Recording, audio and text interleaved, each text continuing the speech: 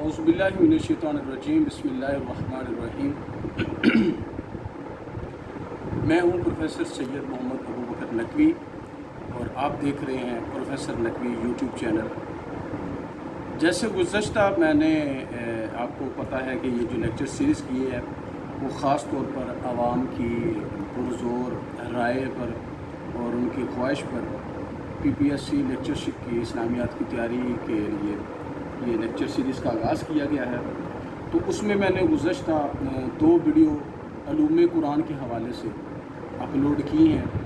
उम्मीद करता हूँ आप उसको देखेंगे, लाइक करेंगे, सब्सक्राइब करेंगे और उसको शेयर करेंगे ताकि ज़्यादा से ज़्यादा लोगों को इससे फ़ायदा हो सके, लोग ज़्यादा से ज़्यादा इसके मुस्तफ़ीद हो सकें। आइए हम अपने लेक्चर का आगाज़ करते हैं। आज हमारा लेक्चर नंबर 3 जो है वो अलूम कुरान, कुरान पाक की मालूमात और उसके अलूम और उसकी जो है वो हकीकत के बारे में बयान किया जाएगा, जो कि लेक्चरशिप के लिए नहायत ही अहम तरीन जो है वो नॉलेज है। एक मवाद बहुत अच्छा मैंने इकट्ठा किया है ताकि मेरे दोस्त भाई जो हैं वो उससे मुस्तफ़ीद हो सकें और मुझे दुआओं में याद रख सकें। आज हम अपने लेक्चर का आगाज़ बिला तमहीद करते हैं।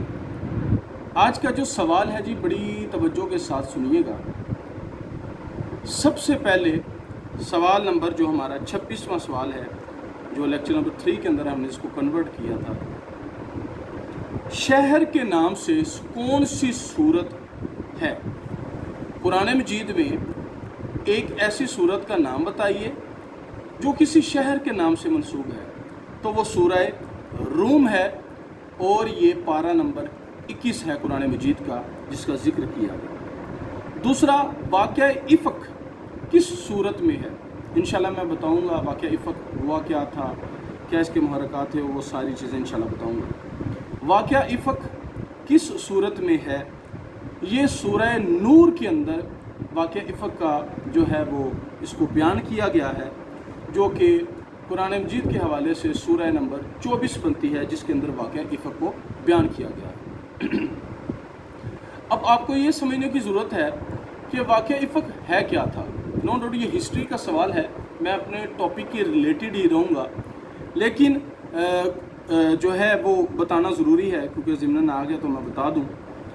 ये हज़रत आयशा सिद्दीक़ा रज़ियल्लाहु ताला अन्हा उम्महातुल मोमिनीन जनाब सदीक़ बाप की सदीक़ा बेटी, सच्चे नबी की सच्ची बीवी और सच्चे उम्मतियों की सच्ची माँ जनाब हज़रत आयशा सिद्दीक़ा रज़ियल्लाहु ताला अन्हा, इन पर मुनाफ़िकीन ने तोहमत लगाई थी।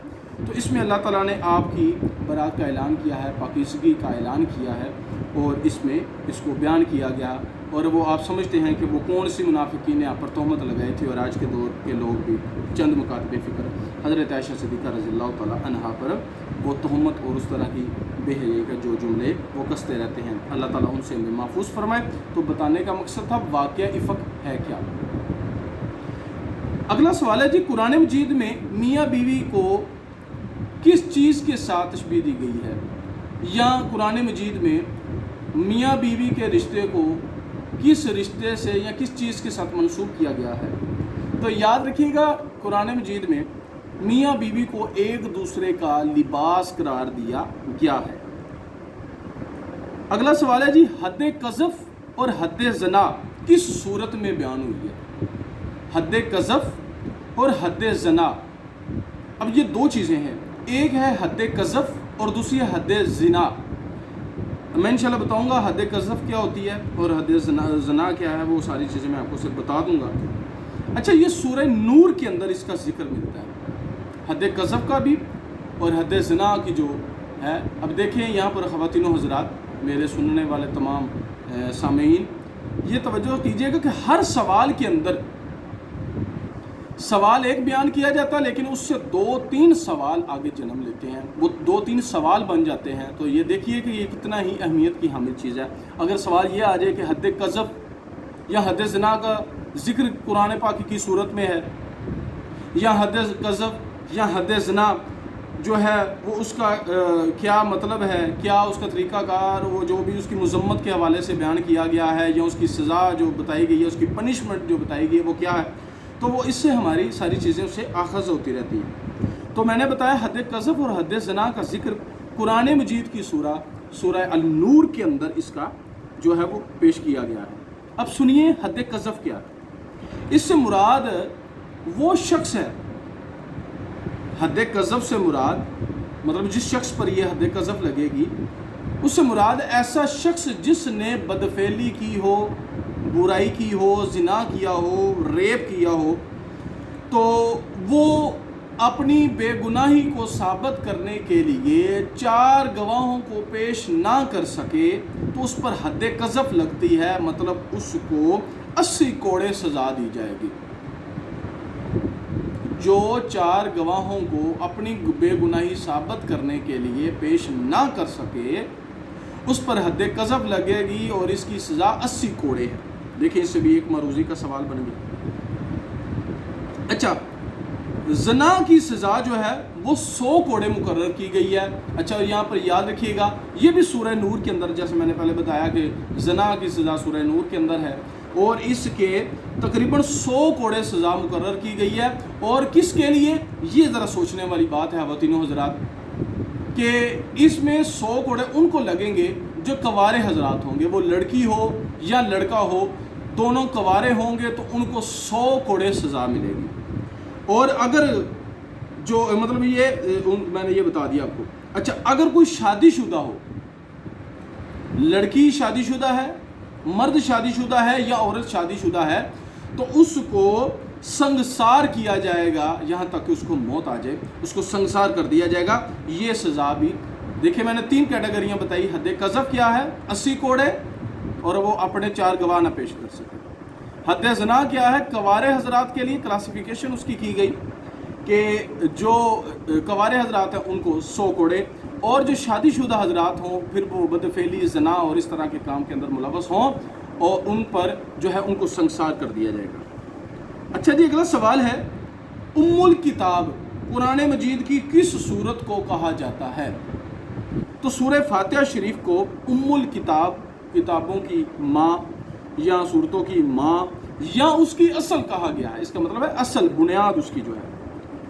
جی اگلا سوال دیکھیے گا، لفظ کل، یہ بات بہت ہی سمجھنے والی ہے خواتین و حضرات کہ عام طور پر لوگوں کو پتہ ہے کہ قرآن مجید کے اندر 4 کل ہیں، تو چاروں کل کا ہی مطلب آپشن آ جاتی ہے قرآن مجید میں کتنے کل ہیں یا کتنی صورتیں ہیں جو کل سے سٹارٹ ہوتی ہیں یا اس سے شروع ہوتی ہیں یا کل سے ان کا آغاز ہوتا ہے۔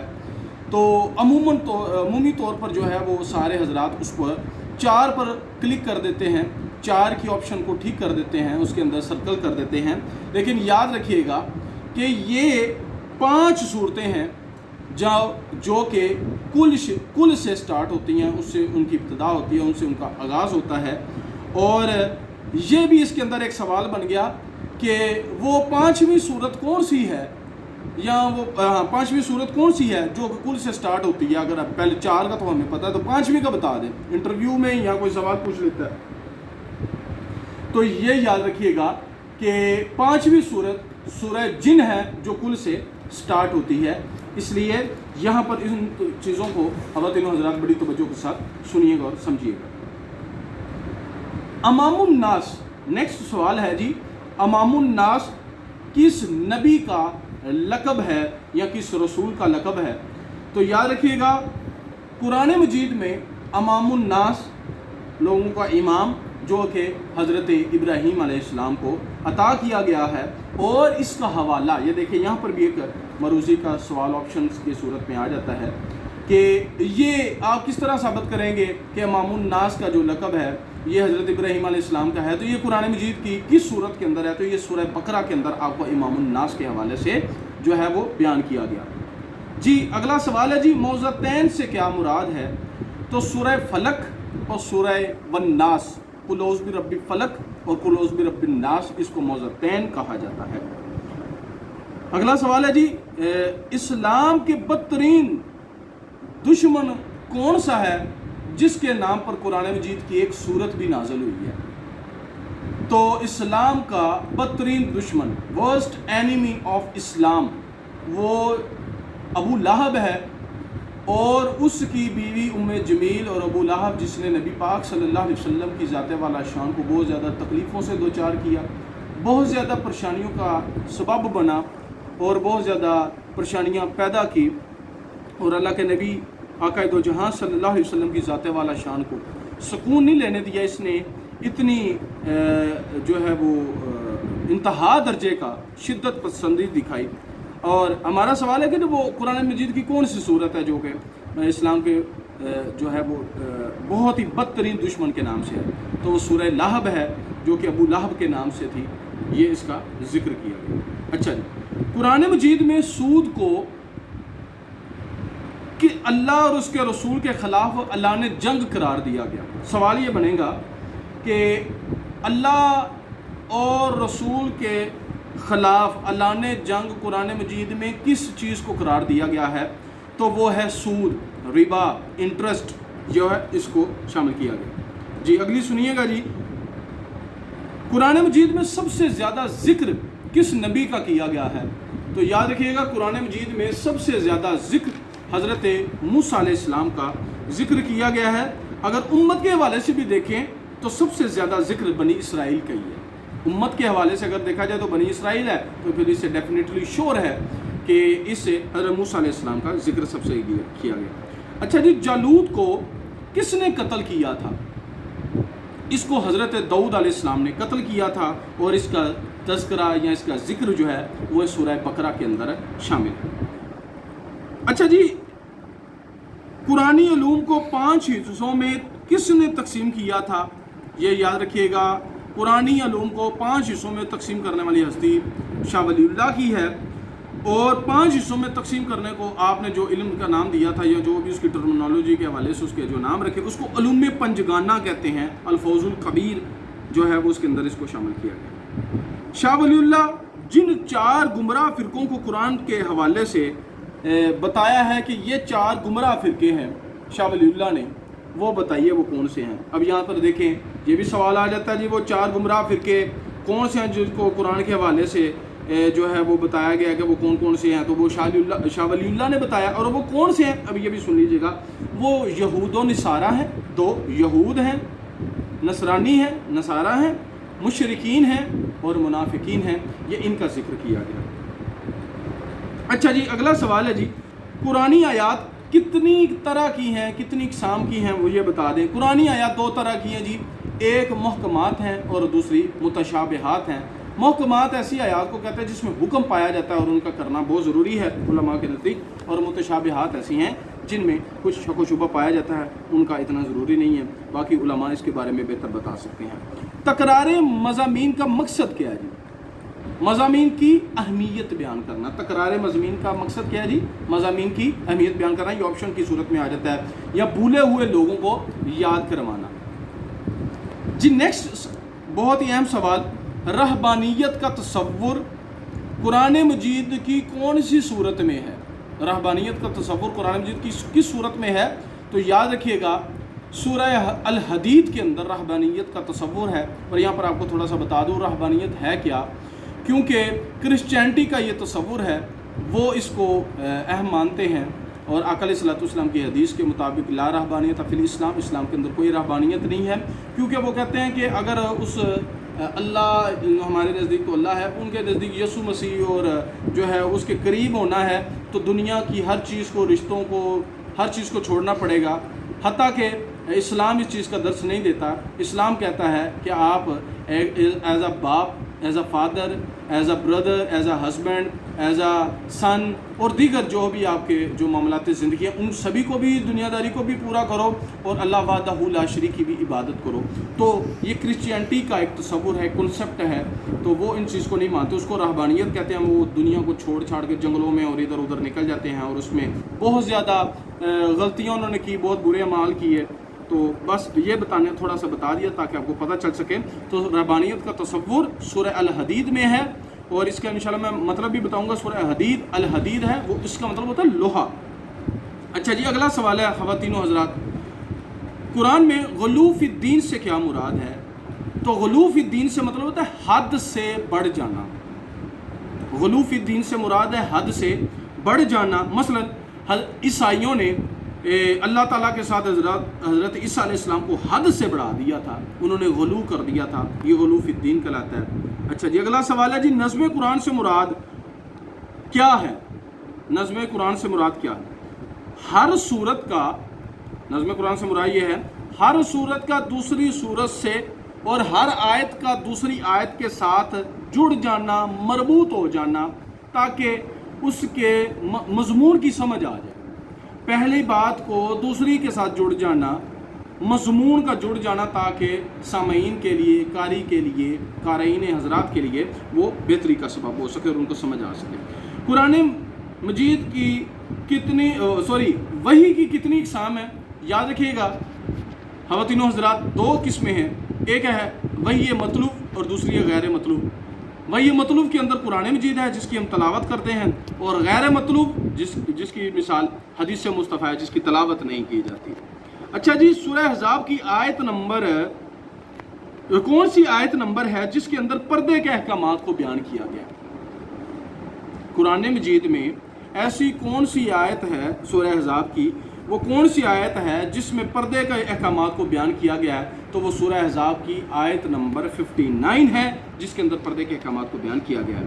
अच्छा जी, मैंने जैसे पीछे भी बताया कि अल हदीद का मतलब लोहा है। सूरह हदीद जो है इसका, ये सूरह लोहा, इसके मैं बताऊंगा इसके मजमून कौन कौन से, अब ये ज़रा सुनिएगा। हदीद का मतलब लोहा होता है, लेकिन सूरह अल हदीद के मजमून कौन से हैं? तो उनमें सबसे पहला जो मजमून है, उसके अंदर बहुत ज़्यादा है, लेकिन जो सीधा बताने लगूँ, वह इन्फाक फ़ी सबीलिल्लाह, अल्लाह ताला की राह में खर्च करना, और दुनिया की बेसबाती है, दुनिया के साथ बेरगबती इसमें शामिल की गई है। उम्मीद करते हैं कि आपको हमारा लेक्चर पसंद आया होगा। इसको शेयर करें दोस्तों के साथ और इसको ज़्यादा से ज़्यादा फैलाएँ। बेल आइकन को दबाना मत भूलिएगा ताकि आपको लेटेस्ट अपडेट्स मिलती रहे। अल्लाह ताला आपका और मेरा हामी नासिर हो। अस्सलामु अलैकुम वरहमतुल्लाहि वबरकातुहू।